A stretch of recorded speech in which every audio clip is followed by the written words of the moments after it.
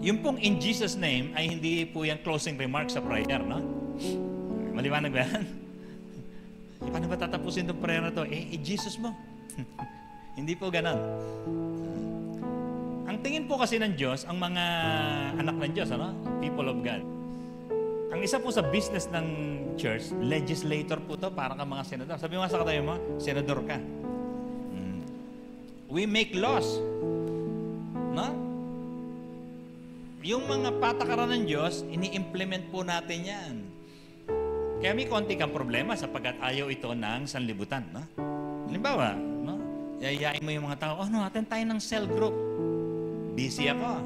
Okay? So there are things people don't like. Pero, ikaw, gagampanan mo yung tungkulin mo, you would have to still legislate. Kaya kailangan mo ng isang kapatid kay Kristo.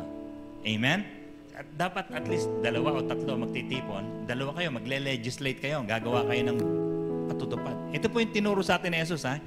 Dumating nawa ang kaharian mo dito sa lupa, gaya dyan sa langit.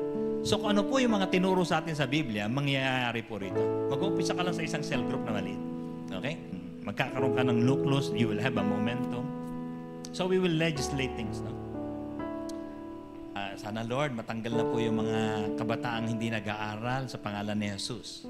So you use the name of Jesus. Yung mga ayaw mo, good yun. Pag nakakita ka ng isang bagay na galit ka, mabuti yun. Because anger is the beginning of something you wanted to change. Amen?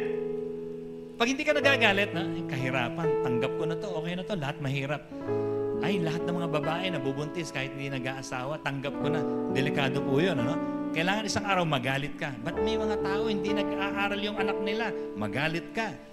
And then begin to legislate kasi po, ayun ang papel po ng tumatawag sa pangalan ni Jesus.